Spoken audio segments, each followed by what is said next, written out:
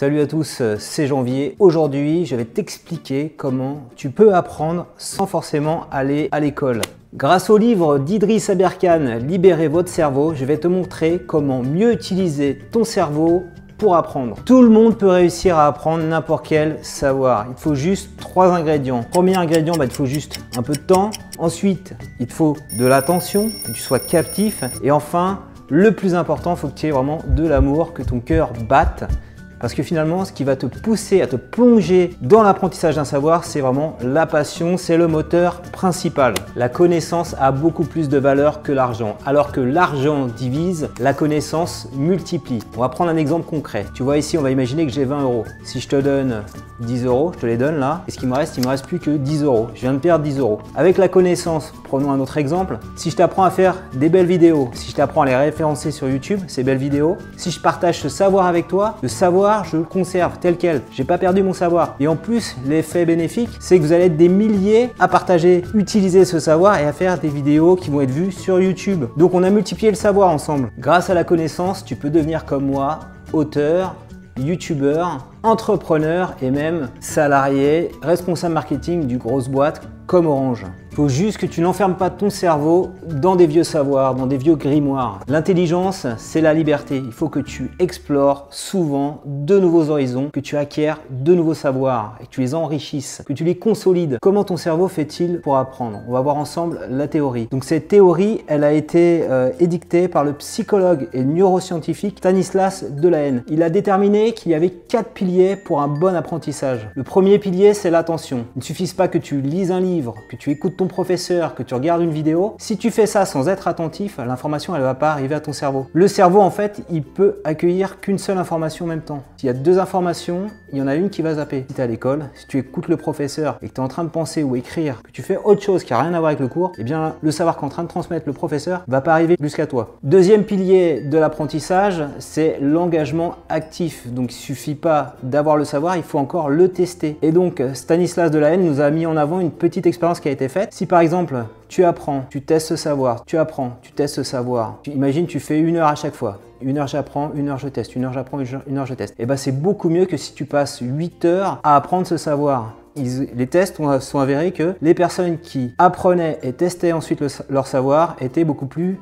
efficaces et avaient beaucoup plus appris comme ça. Donc en gros, ça sert à rien d'apprendre quelque chose et de ne pas le tester, de ne pas le mettre en pratique. Troisième pilier de l'apprentissage selon Stanislas Dehaene, c'est le retour d'informations, d'avoir un feedback positif ou négatif. Tu viens d'apprendre un savoir, mets-le en pratique et essaie de voir par rapport à tes pairs ce qu'ils en pensent. Est-ce que c'est juste, c'est pas juste? Et c'est ça qui va permettre de progresser. Et ça, c'est ce qu'on appelle le cerveau bayésien. C'est-à-dire que le cerveau, il a un mode de fonctionnement, il est en mode essai-erreur. Et c'est vraiment ces feedbacks, quand tu reçois le fait que ça soit une erreur, plus l'erreur est importante, plus il y a un effet de surprise et plus on va être attentif à l'erreur qu'on a faite, la corriger et emmagasiner le savoir. Donc quatrième pilier de l'apprentissage, c'est ce qu'on appelle la consolidation. Alors c'est quoi concrètement? Ce qu'il faut que tu fasses en fait, c'est que tu espaces tes sessions d'apprentissage. T'en fais un petit peu chaque jour. Et quand la nuit tombée, tu vas aller te coucher, tu vas aller dormir, en fait le cerveau va continuer à travailler. C'est le cortex préfrontal qui va avoir des actions automatiques. Il va ressasser un petit peu, tes neurones vont ressasser ce qui s'est passé dans la journée et ils vont te le remettre en accéléré. Le lendemain, quand tu vas te réveiller, tu te souviendras de façon plus nette du savoir que tu avais étudié la veille. Donc il faut vraiment espacer tes séances, en faire un peu chaque jour et bien dormir surtout. Voilà, maintenant tu as toute la théorie pour mieux apprendre avec ton cerveau, bien utiliser ton cerveau. Ce que je te propose, c'est de voir tout ça en pratique avec un certain nombre d'applications et de services web. Allez, on va aller faire un petit tour sur le port de Quiberon là, qui est derrière moi. Regarde. On va se balader et je vais te parler de différentes applications et services pour t'aider à mieux apprendre avec ton cerveau. Alors, première application pour bien apprendre, c'est l'application Duolingo. Donc, c'est une application pour apprendre les langues. Tu peux apprendre avec l'anglais, l'espagnol, l'allemand, l'italien, le français, etc. Et donc moi je te conseille d'apprendre plutôt l'anglais parce que c'est vraiment la langue universelle pour le savoir, pour trouver des ressources gratuites sur internet. Donc ce que disait aussi Idriss Aberkane, c'est que le jeu c'est un puissant stimulant avec l'amour, avec la passion pour mieux apprendre. Et donc l'appli elle est vraiment, comme on dit, très neuro-ergonomique, elle est très ludique. elle te donne envie de jouer et d'apprendre. Donc ça peut être rébarbatif d'apprendre une langue, avec Duolingo, ça va aller tout seul. Et l'appli reprend exactement les 4 piliers de l'apprentissage qu'on a vu juste avant. Donc l'appli capte ton attention, tu peux faire des tests, tu as des feedbacks si tu fais des erreurs, même si tu as bon. Et enfin tu programmes, tu peux l'utiliser, tu dis je vais en faire un peu tous les jours, 10 minutes par jour, ça se programme dès l'initialisation de l'application, ce qui fait que tu n'en fais pas trop et que tu as bien le cerveau qui se repose un peu chaque jour. Tu as bien l'effet de la consolidation qui se fait. Deuxième service que tu peux utiliser, en plus de regarder des vidéos YouTube, c'est des plateformes qui te permettent de suivre des formations ou des tutos vidéo. Donc il y en a 2 très connus que je te recommande. Tu as tuto.com et Udemy. Voilà. Donc tuto.com, ce qui est bien, c'est que c'est en français. Donc Udemy, c'est français et anglais, mais il y a plus de tutos en anglais. Grâce au blog Blogmotion, j'ai pu gagner 30 € de crédit Udemy, ce qui m'a permis de prendre 3 formations. Donc il faut savoir que sur Udemy, à chaque fois, il y a des formations qui sont affichées à une centaine d'euros et en fait, elles sont remisées à 10 €, 20 €. Donc si tu prends une formation vidéo sur Udemy, prends toujours le prix remisé entre 10 et 20 €. Donc j'ai pris une excellente formation, la formation podcast, créer un podcast de Mathieu Blanco. Et je te la recommande particulièrement si tu n'es pas à l'aise à parler face caméra. C'est vraiment une formation qui va te donner confiance, qui va te permettre d'oser franchir le pas et de parler en vidéo. Troisième service web pratique, c'est le site Code Academy. Donc il a été francisé, mais tous les exercices pratiques sont en anglais. Donc le principe c'est quoi? C'est que ce site va t'apprendre à coder. Donc à coder, à créer un site web, à créer des programmes, même si tu n'es pas développeur. Donc si tu ne sais pas coder, tu peux utiliser ce site. Donc le principe pédagogique, c'est tu as la leçon et puis après tu as l'exercice pratique et tu peux du coup le coder directement depuis ton navigateur et voir le rendu. Donc ce qui te permet de voir si ça marche, si ça ne marche pas et d'avoir le feedback et de faire des essais et des erreurs. Voilà. Et donc si tu veux aller un cran plus loin, il y a un service qu'on m'a conseillé, que mon ami au travail Myriam m'a conseillé, qui s'appelle DataQuest, qui est un petit peu dans le même genre et qui lui va se concentrer pour faire de toi un data scientist, donc manipuler des données. Donc il va t'apprendre par exemple à faire du Python, le langage R, etc. Donc tu peux aussi utiliser ce service-là si tu as envie de coder et que tu ne sais pas coder. Quatrième outil pédagogique en ligne très sympa, c'est les MOOC. Donc MOOC, ça veut dire Massive Open Online Course, donc des cours en ligne gratuits ouverts à tous. Donc, il y a plein de plateformes qui existent. La plus célèbre aux États-Unis, c'est EDX. Tu as en France FunMOOC, tu as même Orange qui fait des MOOC avec la plateforme Solearny. Tu as Google qui fait des cours en ligne pour t'apprendre tous leurs outils analytiques AdWords. Donc tout ça, ça existe. Mais la particularité d'un MOOC, c'est que c'est un cours qui va démarrer en ligne, donc que tu peux suivre exclusivement en ligne.